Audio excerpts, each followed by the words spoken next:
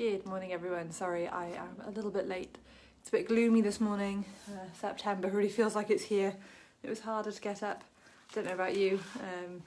I'm a family governed by the school timetable and I'm feeling like it's looming very near.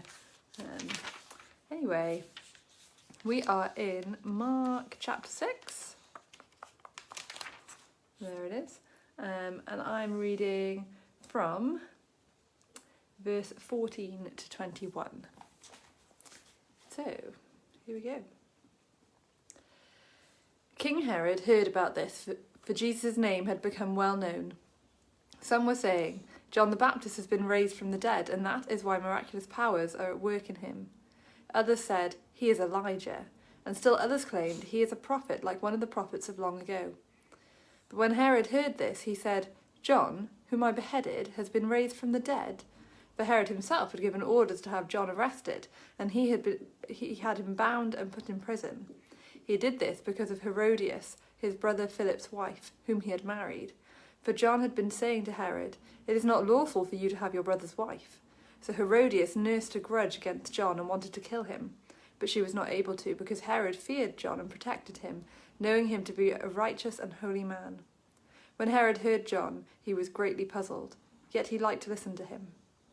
Finally, the opportune time came. On his birthday, Herod gave a banquet for his high officials and military commanders and the leading men of Galilee. When the daughter of Herodias came in and danced, she pleased Herod and his dinner guests. ... You have to find out the rest of that story tomorrow. You can probably guess where it might be going. But I thought it's interesting to look at how Herod saw Jesus and John. So John was obviously sharing the message of who Jesus was going to be. John ultimately was a follower of Jesus, a very early, I don't think you can call him a Christian technically, because he died before Jesus did. But, you know, a sort of Christian. Oh, someone on the sanctuary said morning Meg. I'm guessing that that's Nick and Chris. Morning guys, nice to see you. Not that I can see you. But yeah, King Herod, when he talks about John, he says that he knows that John is a righteous and holy man. And when he listens to John, he's intrigued by him, but also kind of afraid of him. I think that's where a lot of us can be sometimes when we don't really understand what the Bible's saying. We can be intrigued and also a little bit afraid because, I mean, some of the stuff in the Bible is pretty freaky. And it can be pretty scary. It is Nick and Chris, hi. And so I think, yeah, often when you read the Bible, if you don't fully understand it, like Herod didn't, because he had no one to tell him about it, really, he didn't ask.